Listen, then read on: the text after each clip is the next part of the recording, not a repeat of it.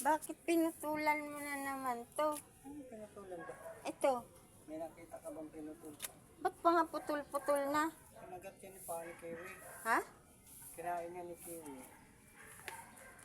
Mga putol-putol na guys. Yung mga halaman ko guys, di ko alam kung saan ilagay guys. Wala nang mapagpwestuhan. Kasi may ilalagay dito. Dito parking yung motor. Wala na kasi doon guys. So, wala na doon sa kabilang unit. Kasi may lilipat na doon. Ito yung ito yung nilalagyan namin ng motor. Motor at saka yung bike. Yung mga iba ko pang mga bobot. Oh. Motor at bike. Dito namin nilalagay sa unit na ito na bakante.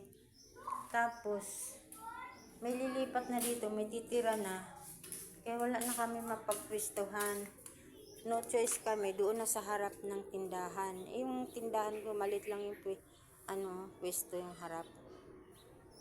Yung mga halaman ko, di ko alam kung saan ilalagay yung mga halaman. Ito pa, may halaman pa ako dito. Alisin din to. Sayang yung mga halaman ko, guys. Oh. Ito na nga lang yung mga halaman ko. Maaalis pa to. Siguro, ipamigay ko na lang siguro to. Kasi wala kang mapaglagyan eh. Yun lang guys. Thank you for watching. Maraming salamat guys.